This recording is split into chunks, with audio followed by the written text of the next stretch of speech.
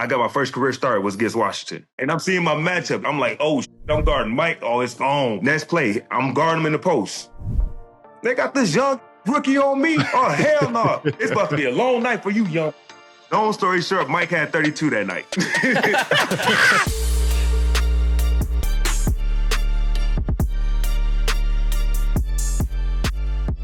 Podcast P, welcome back to another episode of Podcast P, a Wave original. And I'm joined by my guys, Dallas Rutherford. Hey, I've been waiting for this. I'm doing something a little different this episode.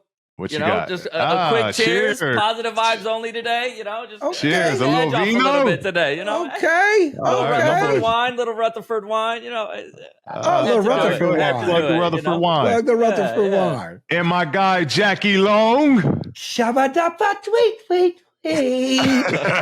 Play it. Ladies and gentlemen, you know we got another special one today. Our guest is an NCAA champion. He's the 5th pick in the 2001 draft and a 2-time dunk contest winner. Everybody, please welcome a Michigan, not to be confused with the school, Michigan and Michigan State legend, my guy, Jason Richardson. Welcome. Welcome. Jay Rich in the building, baby. Hey, PG, man, you ain't got to tell what year I was drafted, man. You make me feel old, bro. my bad, but hey, what's understood ain't got to be explained. You know what I mean? Come on.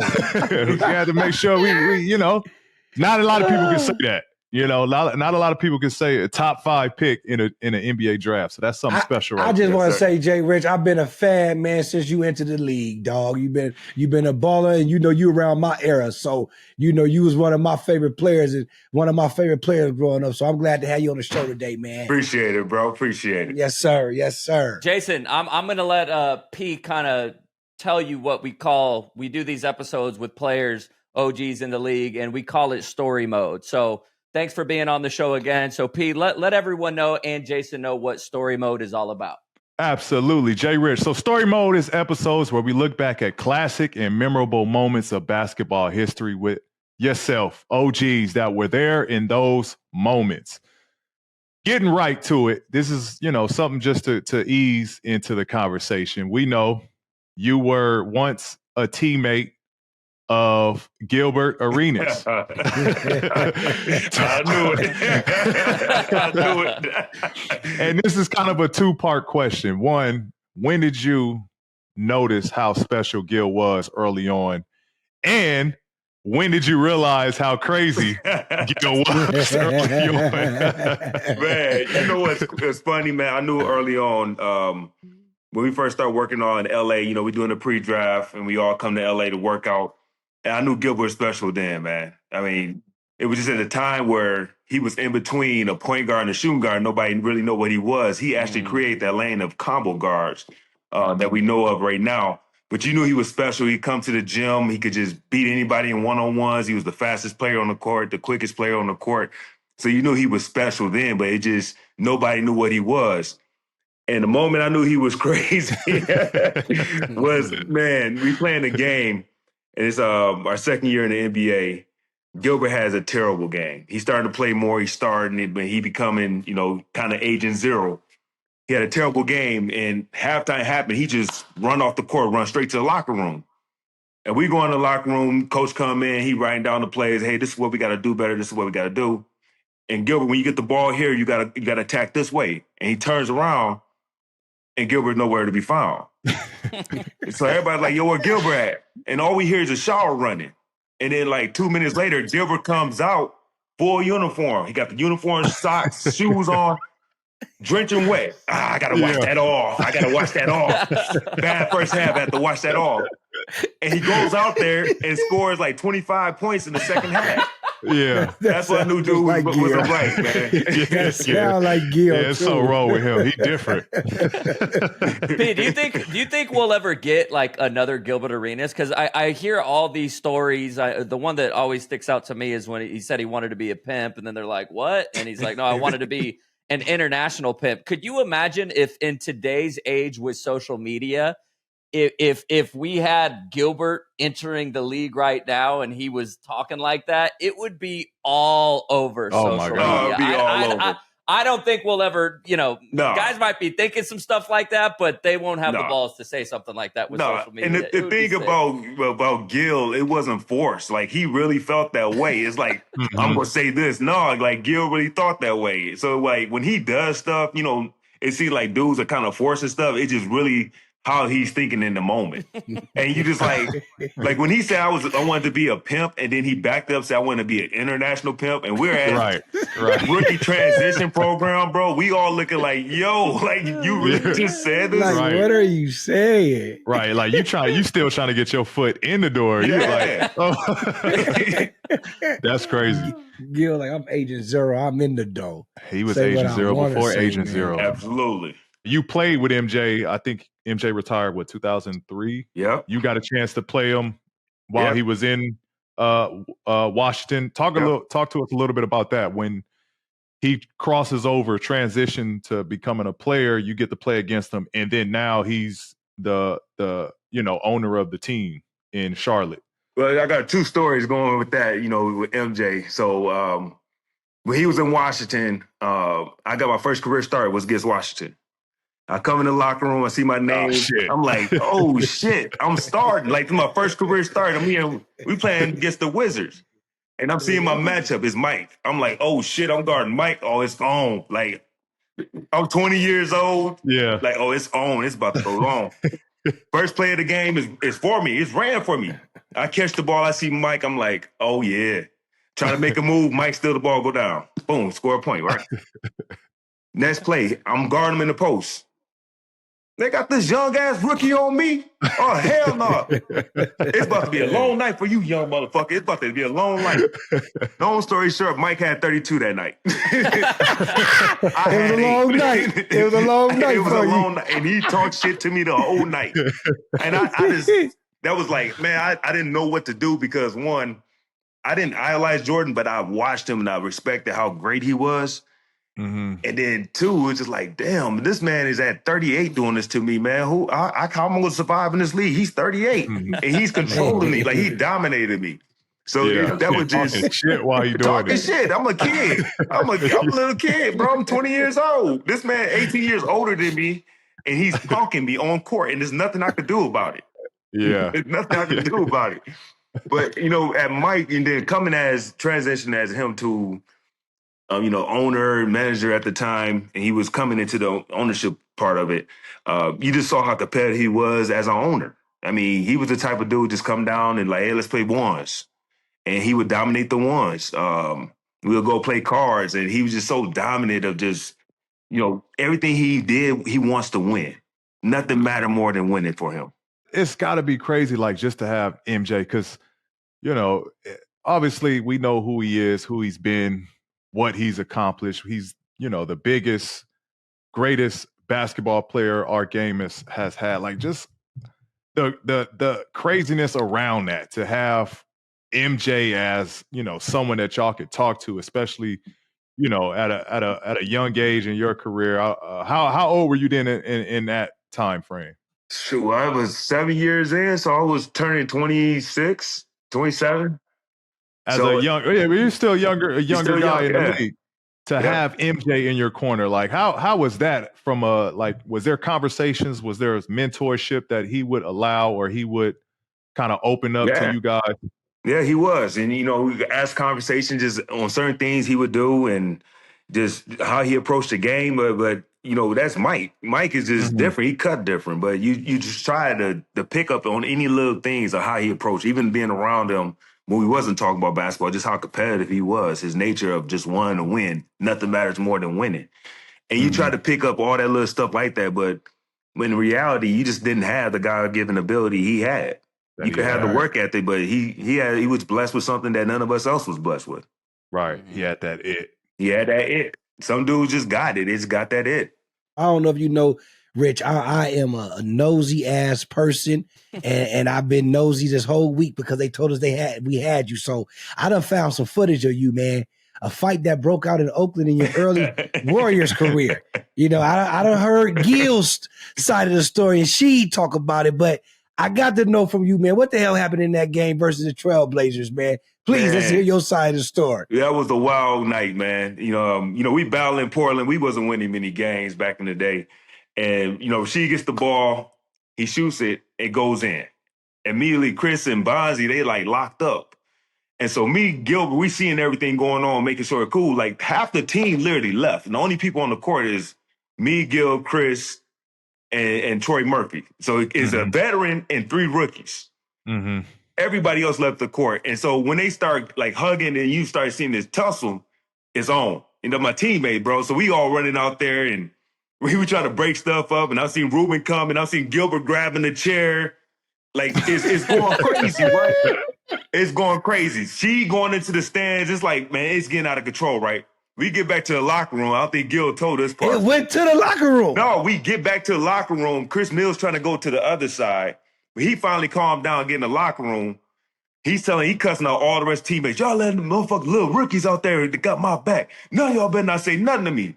Bro didn't even get in the shower. He got fully clothed after just pooping and was out. Man, so we goes out and all we see is a 6'4" lowrider and a black Suburban. Lowrider. So I come to find out that lowrider in that black Suburban, they blocked the bus from leaving. Like that bus stayed in that tunnel for like an hour and a half. Chris Mills telling Bonzi to get off the bus. Like, me and you gotta have it, don't you know? Yeah. For an hour and a half. And so the other side of the story I found out from Zebo was Zebo on the bus and everybody's telling Bonzi like, hey man, you gotta go handle this. And so everybody's saying something. Zebo's like, they all saying like, yo, that's Chris Mills. He, connected in LA. Like his boys out there. Mm-hmm. And Zebo's like, man, let me off the bus. Let me off the bus. And anybody knows Zebo. Zebo, he gonna fight. He ready to fight. He ready. And so Mo Cheeks had told Zebo, like, man, they might got some guns. Zebo's like, I got my piece on me. So everybody there on the bus is talking about, yo, let's go. We got a gun. We good. And so I guess Rashid asked Zebo, like, yo, where your piece at? Well, it's under the bus. Like, Zebo, we can't, it's on under the bus. We in trouble. Right. How did they put all them bullies on one team? On one team. Rashid, Zach, you had every bully. Bonzi, like, Ruben Patterson. Somebody set that team up. Man, it was just wild. And so for an hour and a half, it's stuck in the tunnel. And then they finally had to get the police escort to move Chris Mills. They go to the exit where the airport is and block the bus off for another hour. He's telling Bonzi, man, get off the bus. I'm going to kill you. Get off the bus. You better not ever come to LA. Man, by far the wildest story I ever had in NBA, bro. Yeah. It would be Chris Mills, too. Oh, the old NBA, boy. It's different, man. It was different. But this is crazy. This is when I knew it was different back then.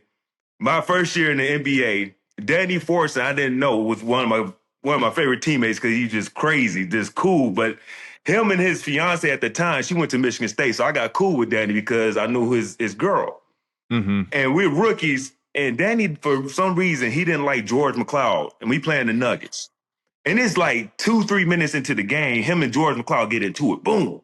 Me and Gilbert looking at each other like, yo, what's going on? Like, this 2 minutes into the game, how they ready to fight? Like, text and everything. So Danny get pulled out the game. He comes sit by me and Gilbert. He's like, he pulls a razor out of his sock. Like, I knew some shit was about to I knew some shit. Yeah, I knew some shit about to go down. Me and Gilbert looking like, yo, do we got to protect ourselves? The like razor in his sock. Yeah, the razor blade in his sock, bro. I kid you not, man. That's when I knew stuff was different back then, bro. This is where Gilbert learned all this stuff. I'm right, man. I see why the NBA cleaned this shit up. Yeah, a new Netflix, Shooters Part 2. Gilbert ass. It's all because of Gilbert ass. That's what it was. Jason, following up on that, though, I want to talk about your Warriors days and specifically that We Believe run. And you guys ended up knocking off the Mavericks, a team that had won 67 games that year. Talk a little bit about how special that Warriors team was. Man, it was special. Even before, we made the trade for Barons, Stag Jack, Al Harrington, Matt Barnes, we always played Dallas really close. We either beat them or we lost to them by a few points, but we always played it real close. And once we made the trade for Barron, then we bring in Al and Stack and all those guys.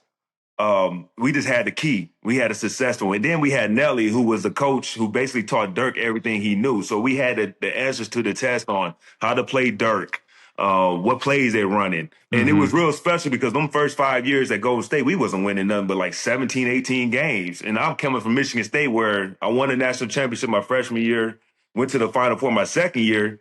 I wasn't used to winning. I was like, man, like all this losing was crazy, but that changed the whole format of the Warriors franchise, that We Believe team, because we gave the whole Bay Area something to be happy about. You know, they haven't been to the playoffs in like 15 years or something like that. So it was just a special moment in Bay Area history. It was, I think, the start of what you see right now with Golden State. I was going to say, you guys had a lot of personalities on that team. You just mentioned you got Matt Barnes, Steven Jackson, Baron Davis. What was it like, you know, going out with those guys? Maybe some funny stories on the court or off the court, because I'm sure once all of those three were together, there had to have been some fun moments or some funny jokes that were said. Like, what was it like playing with those guys? Man, it was incredible playing with them. They all my brothers to this day, man. I was actually the calm guy of the group. This is back in 2006. I used to drink Don Julio. And so to this day, I'm talking about 1942, back in 06. Nobody was drinking that. And to this day, dude, like Baron Davis called me Don Julio. He called my son Little Julio. Lil Julio. They called me the Don. That's my nickname. So we all had nicknames, and man, we used to go out, man, and just enjoy it. That's the whole thing about it, man. We used to go out night before games and just get it in. But we always showed up for the game ready to play. And I think the craziest story we had with that, man, we playing the Pistons, and we had made the trade for Stack Jack and Al, but Baron was hurt, and I was coming off an injury too. And the first game we all played together was in Detroit. So it's my hometown. I'm already amped up. We amped up because BD there. And so we just go out there, and we talking about this is like Rip and Chauncey. We beat them by like 30 points, bro. We just go off on them. We go on the plane, and we realize, like, yo, we got something special here, bro. So we all on the plane like, yo, we got so many games we can make the playoffs. We're going to bond right now, and we're going to make an effort, and we're going to make a commitment to each other to make the playoffs. And so we all like, yeah, we could do this. We could do this. So we started having some drinks, beers, you know, alcohol and stuff like that. I ran into the flight. Stack Jack is drunk as hell. off that Julio? Yeah, he's gone. I'm talking about gone. The stewardess comes with a plate of cookies. He takes the whole cookies and just throw them. Boom. She get mad and nervous. She goes to the cockpit. They ready to land a plane in like Nebraska, bro. They like, he's too drunk. We got to land this plane. So, of course, me, BD, Don, go tell Stack Jack chill out. So I'm Stack, man. You got to chill, man. They go land this plane. We ain't gonna get home, man. Just chill out. Go to sleep. Like, just go to sleep, bro. All right, because you said it, Don. I'm going to sleep, Don. And just fell asleep. I was like, yo. That's when I knew we was wild. Just fell asleep. You said it, Don. I'm going to say go to sleep. I do want to, because you guys were kind of, I know a little history of the game, but like, from my recollection, there wasn't many teams putting out a small ball type of lineup. Do you think y'all get the credit y'all deserve for how the game's played now, with how y'all kind of, from my, like I said, my recollection, like y'all were one of the first to ever do the small ball style. Do you think y'all get the credit y'all deserve for that? I think we do get a little bit of credit on that. You know, Phoenix was big on playing small ball, but they always had a center on the floor. But to have 5 guards on the floor, I think we do get enough credit for that, because the way we play, you know, I was one of the bigger guards. Baron's a bigger guard physically. You got Stack, Al, 6'8", and then we might throw Andre Beatrice in there sometimes. It might have been Matt Barnes. Sometimes it might have been Monte. So I think we do get a credit for that, because we did play the up-tempo style. If we're just going to try to stop you, switch everything, and we're going to run on you. So Jay Rich, so that Phoenix team, you guys played the Lakers, and y'all were a Meta World Peace game-winning jump shot away from being up 3-2 in that series versus Kobe and the Lakers. Had you guys have won that series, did y'all feel that finals championship was that y'all's to take? I think so. We believe at the time that the West whoever's coming out the West is going to win that. It's going to win it. Is going to win it. And for us, it was a special season because I think we were picked to go, I think, 9th or 10th in the West that year, and we finished 3rd, won 65 games, had a hell of a season with the guys. And to this day, I blame myself because who would have thought Kobe Bryant would airball a game-winning shot? And while I'm looking like, yeah, okay, let's go hit the rim, I'm the person that hit the 3 to tie the game up. Mm-hmm. And then I'm watching Kobe shoot this shot like, okay, let's go hit the rim. We go to overtime. And he aired the balls right to Meteor Peace, who was my man. And to this day, it still bothers me like, man, that was our chance, man. But yeah, we went up against, that was a tough Laker team. Kobe was, that's when I knew Kobe was probably, to me, the second greatest player alive because he done things in that game 6 that we just couldn't do. We were sending 2 guys at him. He was shooting the ball, flowing out of bounds, get up, pat Alvin Gentry on the ass, running down the court. Every shot he took was just a tough contested shot by, Gordon. Grant was guarding the mess out of him, man. And it was just when I knew this guy was above anybody else I ever played against. Talk to us a little bit about that because we all know how good Kobe was, but you being a competitor as well and having moments playing against him, just what set him apart? Because there's the T-Max, there's the obviously the Kobes, there's the Vince Carters, the big guards that were tearing the league up. What set Kobe aside from everybody else in your perspective? Kobe just had a competitive nature in him. Every year, this guy just came back with something different in his game.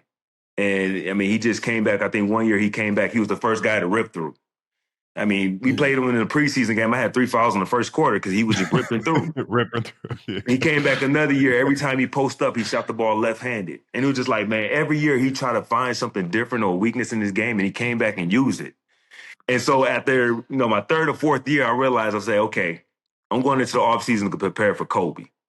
Prepare for Kobe. This is how hard I'm working. Like, I'm preparing for one guy at the whole league that I know that if I just ready and I can play against him, I can play against anybody else. Yeah, he's special. Shout out to Lake Kobe. Great Kobe. As someone that myself, I've been in the slam dunk. I was a co-champion with John Wall. Shout out John Wall. As a player that competed in the slam dunk contest, you're one of the few that won it back to back. What was your mindset like going into that process of the dunk contest? For like winning it is chaotic. Yeah. And it's a whole different, mindset you go in with it. But then to be the defending champ of it, talk to us a little bit about like your mindset through both of those runs. Man, you know what? For me, doing the dunk contest was something I was doing since I was 8, 9 years old, bro.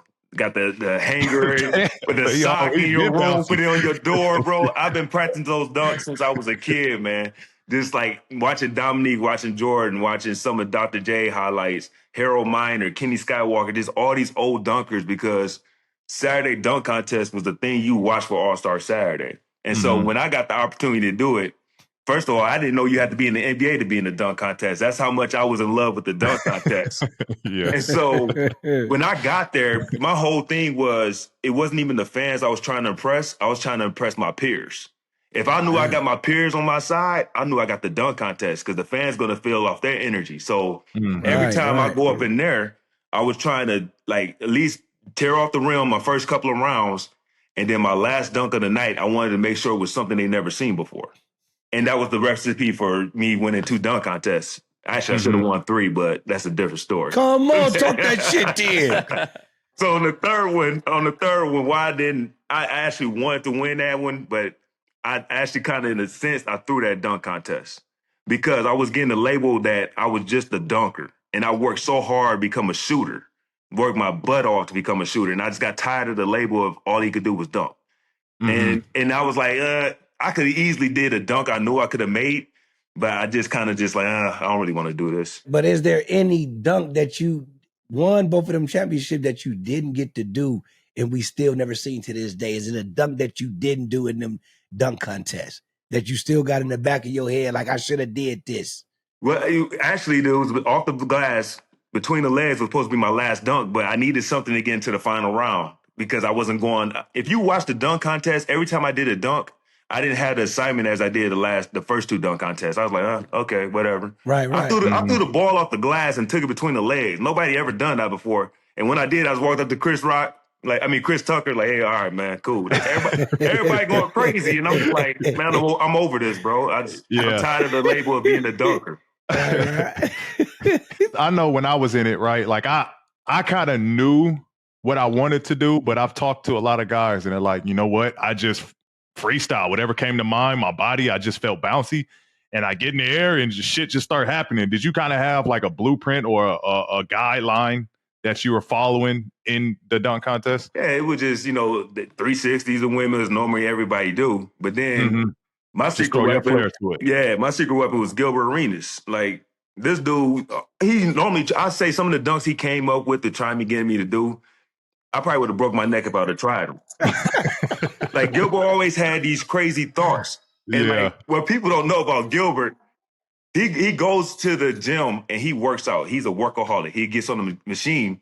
And sometimes when he's working on the machines, the dunk squad is there and they jumping off of trampolines. And Gilbert's in there he's working out, doing the trampoline workouts with the dunk squad.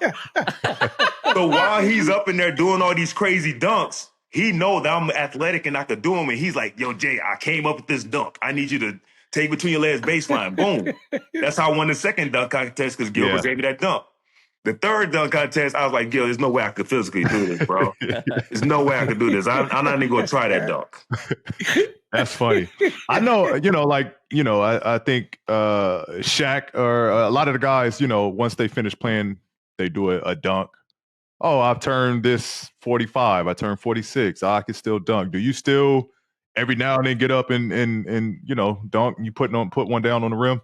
Yeah, man, I'm still playing, man. I just love basketball so much. Yeah. I'm still hooping, playing Big Three. Then, somebody play pickup, man, I'll go play pickup. I just love hooping, bro. I'm a type of person that genuinely love basketball. If I wasn't ever an NBA player, I would still be playing the YMCAs like I do right now. I'd have done it for the past 20 years. So every now and then I do dunk. A lot of people let them know, like, I still got a little bounce in these fuckers, man. But crazy is, bro, it's not going up, it's coming off the rim, bro. Like, I'm like, man, I hope these knees don't just buckle and tear both ACL, MCLs, PCLs, all the L's in my legs, bro.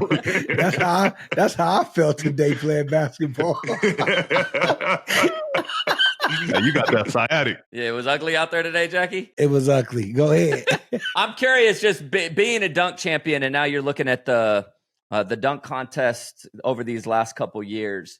I think you got some people that have liked, Mac McClung coming in and kind of carrying the dunk contest. Me personally, and it's no knock on him, it's just different because you don't really look at Mac McClung as like an NBA player. When we were growing up, we were watching stars like yourself, Vince Carter. It just had a different aura around it. And so from your perspective, looking at it today, what are your thoughts on how they can improve it? Should they give incentive to some of these stars to get into the dunk contest? What would you do today if you were a commissioner to try to improve this dunk contest? It's hard, honestly, bro, because the thing is, all the dunks have probably been done before. As NBA players, like for me, like going into a dunk contest, I worked on those dunks one day before the dunk contest. That was it. I think a guy like Mac, he got a little bit more room to work on those dunks, so you could tell. But as basketball players, bro, we're trying to better our game and win games. We're not worried about what kind of dunk I'm about to do in a dunk contest and work on that 3 or 4 weeks outside of it. And then on top of that, I think you got what you've seen with these professional dunkers on YouTube, what they're doing. I don't think a lot of people don't understand that as NBA players, that's not what we're trying to do. That's not what we're trying to become. We're trying to become the best players possible and put the ball in the basket, no matter if it's a shot or a dunk. So when they look at these professional dunkers, it's like, hey, why can't NBA players are doing that? Well, we're not sitting in the gym working on that type of stuff, hours and hours of dunking and dunking and dunking. No, we working on our craft. And so it's almost like a negative towards NBA players because we can't do some of those dunks these professional dunkers are doing. Those are guys who train to do those things. They're working on it. They're in the lab and they're coming up with different ways to come up with these dunks. So it kind of hurts the dunk contest in a sense when you see these guys doing some amazing dunks. I'm not going to lie. Some of the dunks they doing, it's like throwing me for a loop. Like, yo, how did he do this? So it's just hard for the dunk contest because of that aspect of seeing these professional dunkers. I think it got to be treated like kind of take the Met Gala, for instance. Now follow me through this, right? Yeah, please. You said the Met Gala. Brands pay for the player to be in the dunk contest, right? Okay. So Yeah. now there's an incentive. Mm. Brand gets a little love from it, and then fans get because I mean, at the end of the day, we've seen every dunk. Right. There's nothing that's really going to wow us. I think people will just enjoy seeing names going against each other more so doing hella crazy tricks. You know Right. what I mean? I think the fans, that's at the end of the day, revolves around All-Star Week. We want to see the best of the best compete Yeah, in all the absolutely. games. So I think if it were like, I think that will do a lot. If brands just like, hey, we'll put 150 behind Ja Morant, you know, Mhm. for him to get in it. And Mhm. and I think it'll fall suit. You know, other brands will pop in there. But you don't think them brands would get mad if they don't go the second round, third round? Is like waste of money. It's a brands, business. I You know? mean- Hey, yeah. You get some tampering going on. I feel you, Jack. You get some tampering You going feel on. what Like, I'm saying? It's I'm like, Nike. Okay, y'all saying 150. Yeah. Here's 300. Yeah. You know what I'm saying? Like, Right. You feel me? Like, come on. Or maybe there's like a glow in the dark dunk that like this guy goes Like PG? Like PG glow in the dark. Right? Hey, who did you lose to in that dunk contest again? It was the Utah guy, right? Yeah. That was so trash, bro. Non-biased, you should have. Do you remember when he was in the dunk contest, Jason? Absolutely remember. Yeah. That dunk. I forget his name. That one. He did the two dunks. Jeremy Evans. Jeremy Evans. There we go. Make him remember that, Jay Rich. Make him remember I that. remember a lot. I'll tell you, I'm a basketball purist, he bro. know I too. He remember. just don't want to remember. He know. Thank you. No, I forgot. But when he said Jeremy, right away, Jeremy Evans. That's a shame. You should have one underneath your love belt, it. Pete. But Jason, I want to move to your time in Phoenix, where you got the opportunity to play with a bunch of Hall of Famers. You played with Steve Nash, you played with Shaq, you played with Grant Hill. What was it like playing with those guys? And for some of the people, you know, I think Shaq specifically, you know, I think Shaq does get his recognition. When people talk about him, it's, you know, the most dominant big man. But, you know, even Grant Hill later in his career, he was still really good. And then a guy like Steve Nash, he was special. And I don't think a lot of people today understand how special all three of those guys were. But specifically in Grant Hill, obviously he was even more special before his injury. You know, I think he got injured in early 2000s. But just talk about being able to share the floor with those guys. Man, it was an unbelievable experience. It was the first time in my career that I was part of an organization that all they prioritized was winning. You know, being around Grant Hill was very influential in my career. Taught me, even though I was 7, 8 years in at the time, he was teaching me how to become a pro still, a family man, how he approached the game. We became real good friends and we're still good friends to this day. You know, Shaq was amazing. One of my favorite teammates, just the things he does and how loyal he is as a teammate, how funny he is, but how serious he takes the game still. And with playing with Steve, it was one of the first guys I saw that, you know, he had God-given ability, but his work ethic was far better than everybody else because he wanted to be considered the best at it. He was at practice 2 hours before everybody in full sweat, just went through a hard workout, just working on different things, working off. You know, the first one I seen him do a right-hand layup with his right leg and then left-hand layup with his left leg, just turning the ball all different ways. It was amazing. Then, you know, even Amari Stoudemire, he was great just to see how he approached the game. And, you know, it was the first time just guys just actually wanted to win. And it was the organization up top, everybody wanted to win. It was the first time that I was a part of an NBA franchise that just the common goal was to win. The NBA Finals are finally here, and this is your last shot to win some real cash before the season ends. The simplest way to get in on the action is downloading the Pick Six app from DraftKings. Pick Six is available in a tons of states now. Okay, it's Texas, Cali, Georgia, Missouri, plus many more. So make sure to tap in. It's crazy simple. You just pick more or less on the stats for 2 or more of your favorite players, and boom, you're in the mix for big cash prizes. No gimmicks, no weird rules. Just nail your picks and you're heating up. Pick Six brings upside with payouts up to 500 times. Ready to make your finals run? Here are my picks. So for more or less assists for Tyrese Halliburton, I'm taking more. I'm also going to take Lou Dort threes. I'm going to take less on Lou Dort threes. And then I'm going for points on Isaiah Hartenstein. I'm going to take more for Isaiah. Points for Chet Holmgren. I'm actually going to take more as well. And then for threes for Miles Turner, I'm going to think he's going to slow down a little bit. I'm going to take less on threes for Miles Turner. And then last but not least, I got to take Shea, SGA. I'm taking more on his points. Jackie, what do you got? Hey, those some great picks, Dallas. They some great picks, baby. I'm going to go with Jalen Williams for points. I'm going to go ahead and go more with him because he been doing his thing in the fourth quarter a lot for me. So I like that. And my boy Aaron Nesmith, I'm going to take him for more threes as well. Because he got that late shot when you don't expect it, he always going crazy. And I don't know why I gotta take less with this because he's doing so much else on the court. I gotta go with SGA for less on rebounds, even though I know he's balling all around the court. But it's just something about them big fellas down there. He's not gonna be able to do all that. And my boy Siakam, I'm going to go with points because he's been going crazy. I'm going to go with more for points on him because he's been being a big dog, helping out my boy Halliburton, and he's been doing real good at that. And my boy TJ McConnell, I'm going to go with less for points. I'm going to go with less for him on points. Bad pick.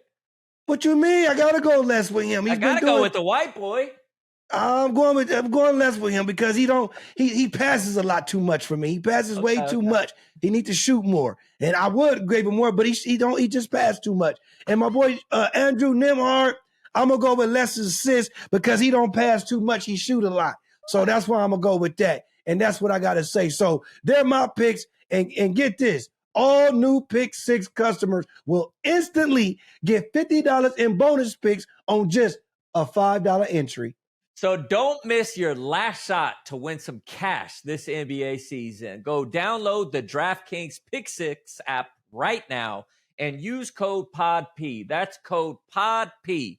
New customers play $5 and get $50 in bonus picks instantly. Ride the upside only at DraftKings Pick 6. The crown is yours. Gambling problem? Call 1-800-GAMBLER.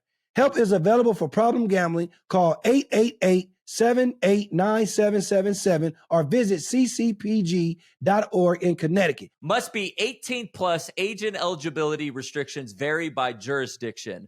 Pick 6 not available everywhere, including New York and Ontario. Void where prohibited. 1 per new customer. Bonus awarded as non-withdrawable Pick 6 bonus picks that expire in 14 days. Limited time offer. Terms at pick6.draftkings.com/promos.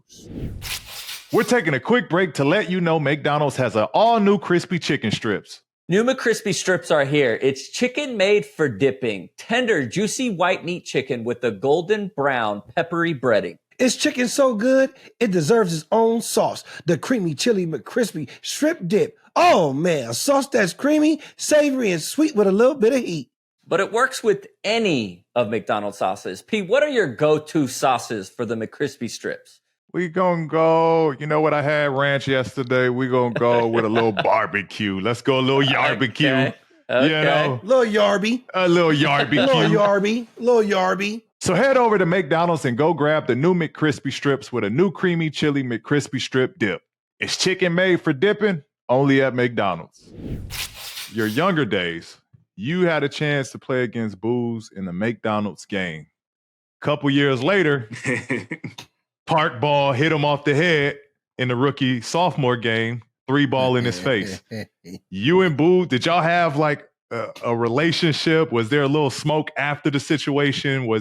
Could you tell he was coming for you after that moment? Man, Booz is my guy, careers? man. That's my guy. I've known him since high school. I actually didn't play in the McDonald's game. I got selected, but Michigan rules, I didn't actually get to play in the game. But we played on the USA team together.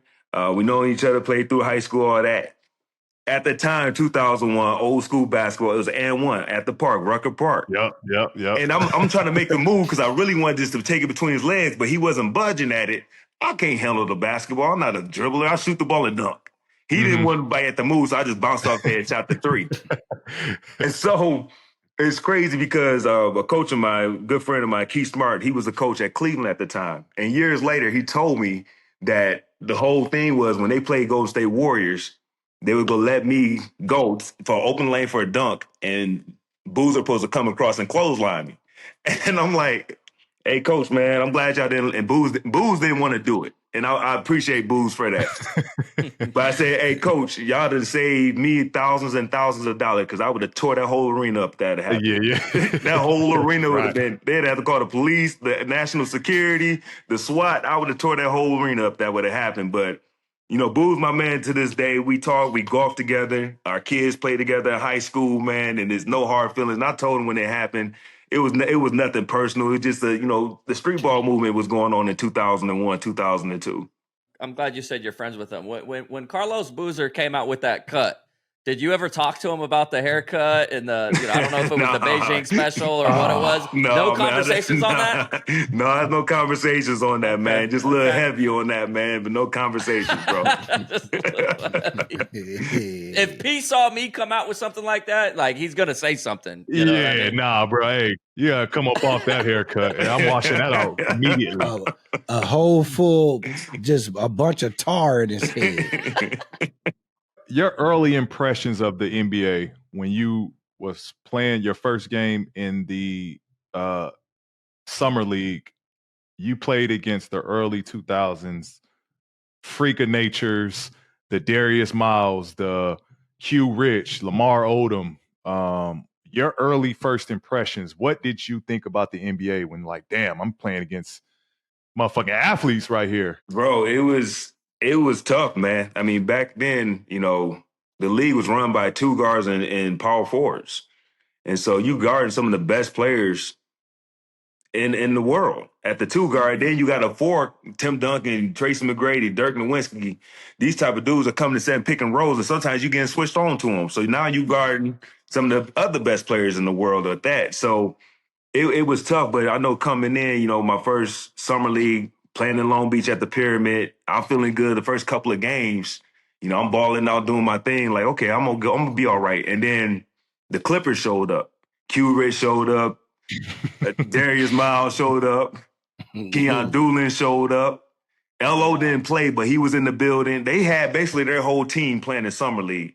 And it's me, Gilbert, and Troy. We like, yo, and they just come out and they dog ragged us, bro. I'm talking about they whooped us by 30. Like, I think it was 30 in the second half. That summer game fits their play style. Playing Absolutely. fast, having fun. Yeah. Oh, we in LA, so it's an LA crowd. The fans are going crazy. They throwing lobs to each other. They Q hitting threes. I'm like, yo, man. I'm gonna have to reevaluate this. I ain't ready for this yet. These are second-year players doing this to us. So it was a quick learning lesson from the beginning, man, just to see those guys come out and perform at the level they did against us. Jason, after your time in Phoenix, you got another opportunity to play with the prime Dwight Howard. And speaking of Shaq, I'm sure you saw that him and Shaq kind of got together and settled whatever differences they had, which I thought was fantastic. It was good content, and I think it was much needed, and it was good to hear both of them explain their side. But I think Dwight's another one of those players, man, where he doesn't get the credit that he deserves. And I think that year he was winning the Defensive Player of the Year and finishing top 3 in the MVP votes. What was it like? Describe to us, the dominance and just the force that Dwight Howard brought to the game. He made the game so much easier, knowing you had a big guy back in the back that was coming to block every shot possible. If he wasn't blocking, he was alternating the shot there where guys were just missing, throwing crazy shots because they couldn't get it over him the way he jumped. But it was special to play with him because just the amount of energy he brought to the game, to the arena. And he dominated the game. It wasn't even offensively, it was defensively.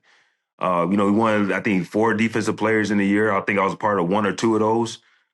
Just the way he impacted the game on that end, it was just amazing to see that somebody had such a big impact on the game, and it was just not his offense, it was his defense. Okay, well, I like when we get a guest that played with PG at his prime, and if I do recall, when you played for Orlando, you matched up against the Pacers and young PG at the 2012 playoffs. Now, I just got to ask this because it's always a good question. What do you remember most about playing against a young PG at that time? First of all, it was his coming out party because he dominated us that whole playoff series. But I think, we had guys like Tracy. We had, longer guys like that, those type of guys. But I think Paul literally defined what the prototypical NBA player is right now. And I think that series was showing everybody, like, holy smokes, we could find a guy that's 6'8", could shoot the ball, can dribble the ball like a point guard, and can lock down defense. Or we could have about 10 of those on the team, bro. We could win a championship.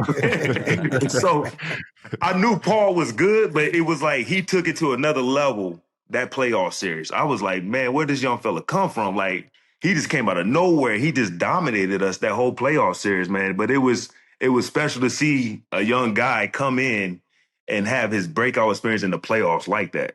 And we were a pretty good team in Orlando. We had myself, Jameer, Turk, the White, JJ. We were a pretty good team, but Paul was just at another level at the time, and it was just him coming out to show everybody that he was about to be a superstar. Right. He definitely did that. What you think about him now, today? Still is. You ask all these young boys who they watch growing up, is him. So he still is what he is, What do you think the young kids love about PG now? Because his game changed from, since the injury. You know what I'm saying? So he plays different, and he's still top 10 to me. So what do you think that they really love about his new game, the way that he plays now? But it's still, no matter if his game changed or not, that's just father time. We all going to go from not dunking to, we got to shoot the ball and stuff like that and take it easy because our bodies just beat up all over those years. But when you do what you done so like that in the NBA so early, they always going to remember that part of it. Even though his game has changed, he might not be as dunking and might not be as crossing all that stuff, but he still reminded of what he changed. And he inspired so many guys throughout the years. And you ask these kids, a lot of these kids, like, I grew up a Paul George fan. Majority of them, because the way he just attacked the game offensively and defensively, that's the biggest part. You don't see too many two-way guys like that anymore that really want to score 30 on you, but to hold you to 5 points, 10 points. That's special. We got Travis Hunter now. Yeah,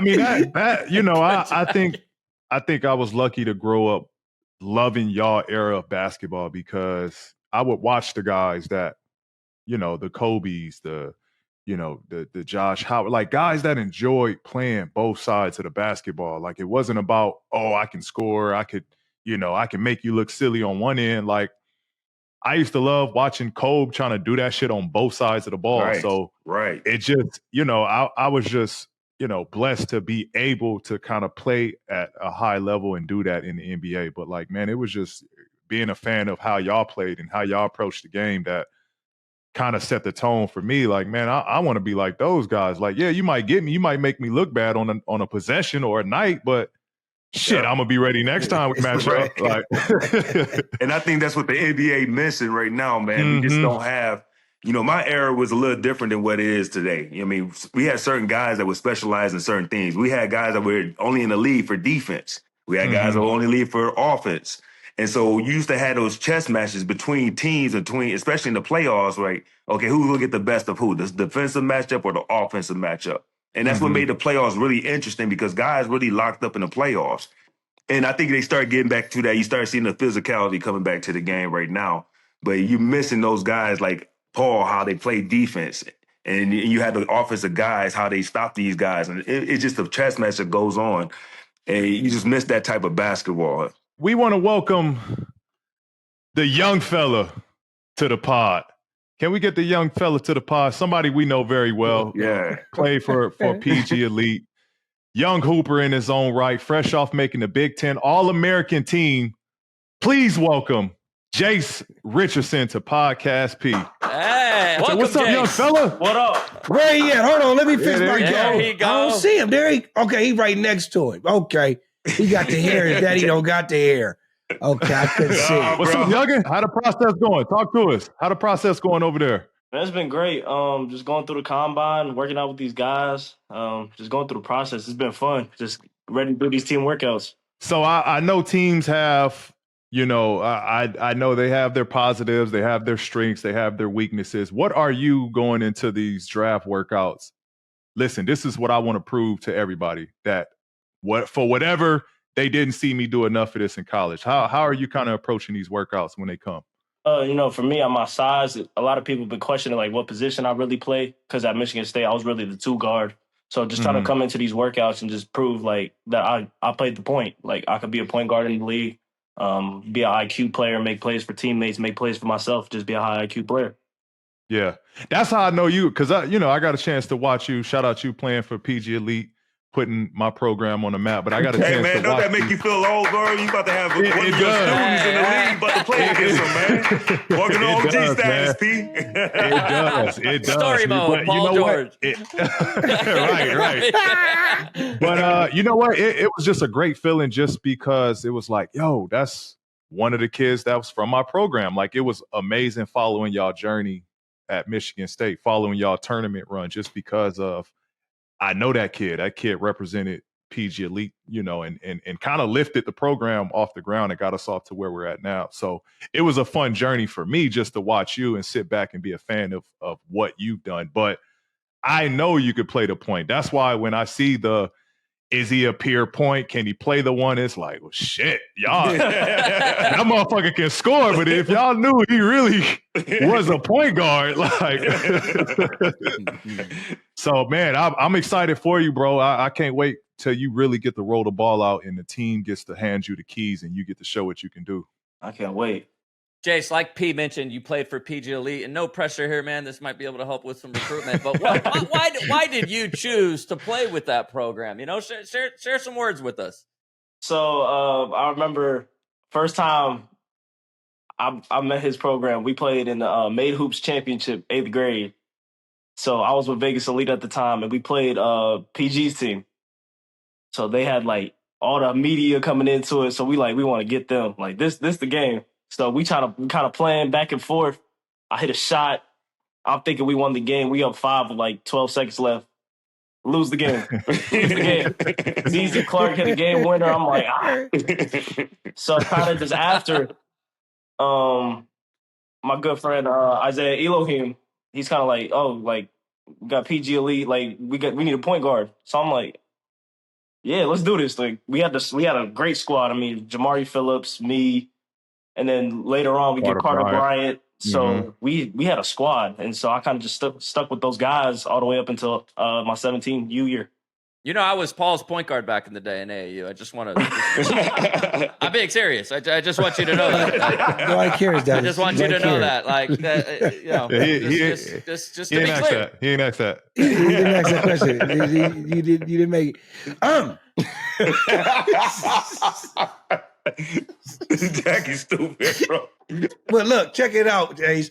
You both played at Michigan State, obviously, and we know Tom Izzo is a demanding type of coach. I want to hear how you both felt about your time under Izzo.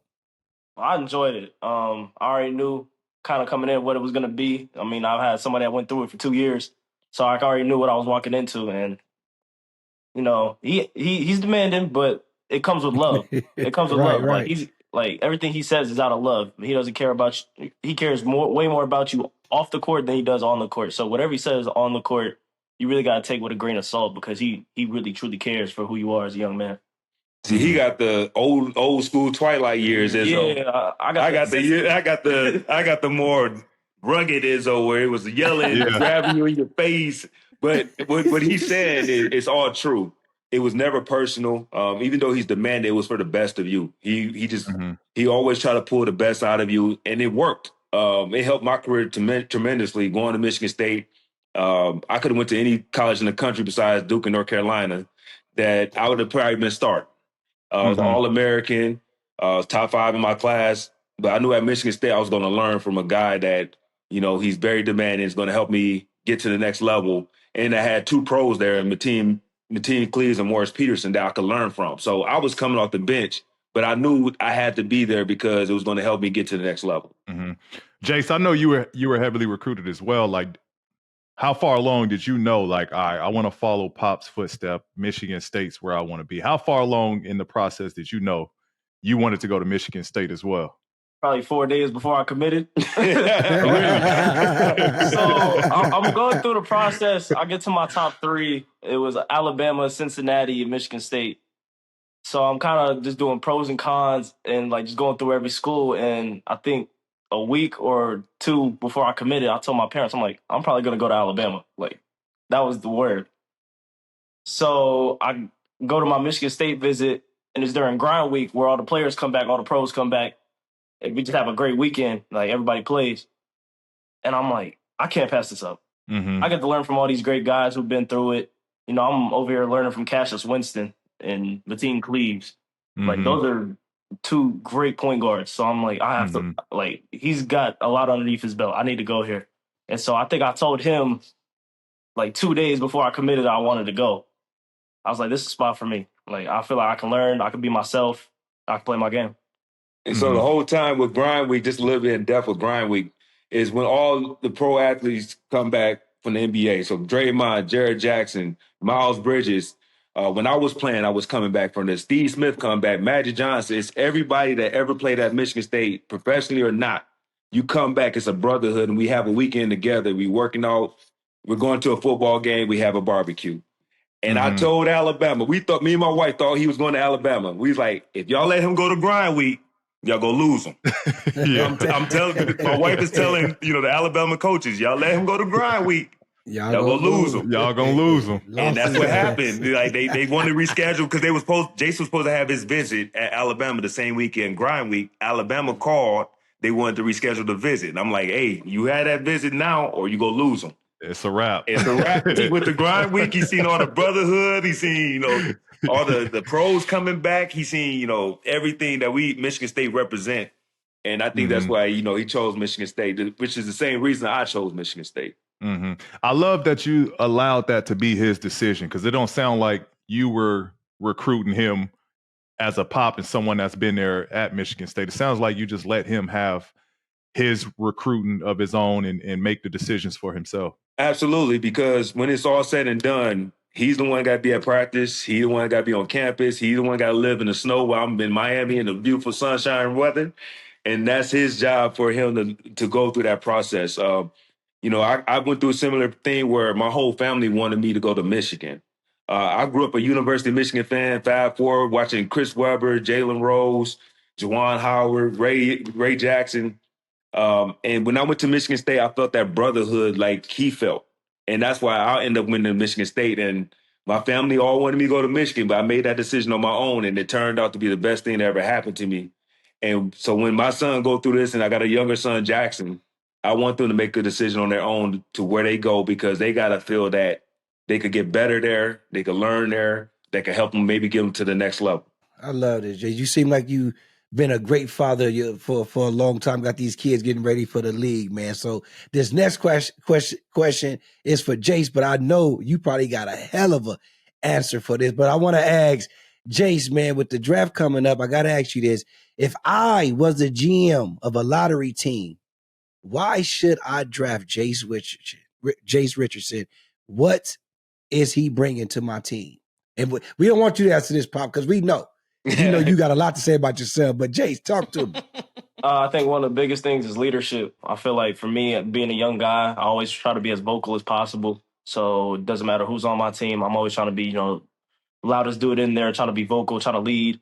I feel like I'm a high IQ player. I feel like I make my teammates better, make myself better in the game, just reading different situations. How you like Don? Man, he be killing us.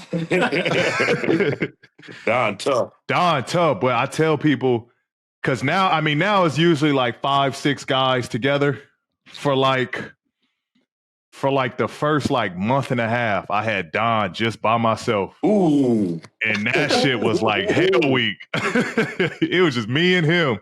Ooh, and then guys slowly started to trickle down, like, Jordan Crawford, Damian James, Luke Herringody, they started to come down later into the summer, but it was me for like a month and a half, boy. But that's tough with Don. I was in shape, I tell you that. Yeah, he ran too. Yeah. I was the best one in shape. I got to ask this. You got two Richardsons up here, and y'all both ball. So I got to ask this question. How many times have you and your pops played 1-on-1? And have you ever beat him, Jace? And if you, and I just want to say, and if you did, how long did it take, man? I think we first played 1-on-1 my sophomore year. I got whooped. I definitely got whooped. And then I think I played my junior year. and that was for real. He's gonna say it wasn't for It real. wasn't for real, man. It was for real, and I beat him by 2. It wasn't for real. He's not gonna say it was. He's He's not gonna give me credit for it. He was coming, he was a little hurt at the time, so I didn't want to kill his confidence. Boost his confidence. I get I was it. being the All father, doing the father thing like I was supposed to do. I'm supposed to let him win, give him some confidence Uh-huh. going in there, man. But we haven't played one since, so I'm just let y'all know that. Okay. You got Jackson. You got your other son, Jason. Like y'all got a basketball family. Like, do y'all play ones? Y'all play 21s? Do you like shooting games? Well, I know y'all competitive. So my wife, she actually played college basketball too at University of Colorado Springs, and it was a little bit. I think it was during COVID. That and like a little bit before that. A little bit before Played COVID, 2-on-2. we were playing 2-on-2s. Me and my wife versus Jason and Jackson, and they put out the deal like, "Hey, if we win, we get an iPhone. We get a new iPhone." And so me and my wife was like, And it start the game off. It was family fun, and I'm gonna tell you, by the end of the game, the neighbors thought we were crazy. Because I'm arguing with my wife. She let Jay score. Jackson and Jason arguing because Jackson taking crazy shots. Yeah. Jason trying to tip dunk on me. I'm like, it got out of hand. Like, I don't think we could ever do this again because it was that bad. It was a lot of yelling going on. Yeah. But we end up letting them win, and they got new iPhones. But it was a wild night for the Richardson household. I love it. That's funny. Whoop his ass, Jace. Don't be easy on him. His ass. All right, Jace, OG, we appreciate y'all up to this point. This is almost the end of the episode, but we got to come up to our final segment, which is the Chat PGT, presented to you by DraftKings. Dow, take it away. So, Jason, we have a segment that we use with every guest, and we call it Chat PGT. And in this segment, we're going to quiz you and PG on your respective careers and see if you can get the answers correct according to Chat GPT. And again, this week's edition of Chat PGT is presented by DraftKings. So we know you have one of the best dunk contest performances ever. So we asked Chat GPT how a dunk contest between you, Michael Jordan, Vince Carter, and Zach LaVine would play out. Who do you think ranked first, second, third, and fourth between the four of you? I'm putting myself fourth. I'm gonna tell you that right now. I'm gonna keep it real. Okay. Who's first? Who wins? At first, man, I mean, it's hard to go against Vince, but man, Zach was so smooth with it. So that's MJ at 3. Okay. ChatGPT is going to put, it's newer. I'm saying since it's a newer application, I'm going to put it Zach LaVine 1 and Vince Carter 2, which is crazy. Vince should be 1. Crazy. Okay. It's just crazy. Okay. You I like kinda- what you Hey, go with what you feel. Boy. mix a couple guys around. Yeah, what you go- need. You So got break it on down, Dow. point. Break it down, Dow. Break it down. So Chat GPT had first place Vince Carter, the perfect mix of power, creativity, and showmanship. Yeah. His 2000 performance still holds up to today. Yeah. Fair. That's true. In second place, we have Zach LaVine. Insane missed bag those of two. tricks and flawless execution, but Carter's impact gives him the edge. Yeah. That's fair. Number 3, Jason Richardson. What? Over Jordan? Underrated. ChatGPT is tripping right now. Hey. They tripping. Underrated innovator with next level difficulty, a dunker's dunker. Come Okay, on, there we go. Jay There, I Rich. was like, Come on. and then lastly, they put forth Michael Jordan, iconic, but in today's contest, he'd fall short in complexity and creativity. I agree with Chat. Yeah, I agree if you with look you. at it from the time. If you look at it like that, I agree When with you put it. it together like that, I agree with that. What you think? What you think, Jace? What you think? I agree. Where you putting your daddy? I'm gonna put him. Ooh. Yeah, I'll put him at 3. You put him I'll at put him 3 at too? I'll put him at the 3 Okay. spot. They gonna hang up the phone. Don't you ever. Okay. All right. So the next question that we asked ChatGPT is, while we've got you and Jace on the show, we asked ChatGPT, how many father-son duos have there been in NBA history? Ooh. Oh, man. We know Thompson. one The now. Thompsons, you got Curry's, Kobe. 2. the Kobe and Jelly Bean. That's 3. LeBron and Brian. Bronny, 4. Austin and Dot. Austin and Doc, that's 5. Yeah. Ooh. Gerald and Damian, that's 6. To be safe, I'm gonna say 9. 8. Okay. Lil J say 8 and Big Daddy say 9. Yeah. I'm gonna have to do a little Hey. research on that. That, The Waltons, hold on, the Waltons. So I'm gonna put that. Hold on, I forgot the Waltons. He say Oh, shit. yeah, the Waltons.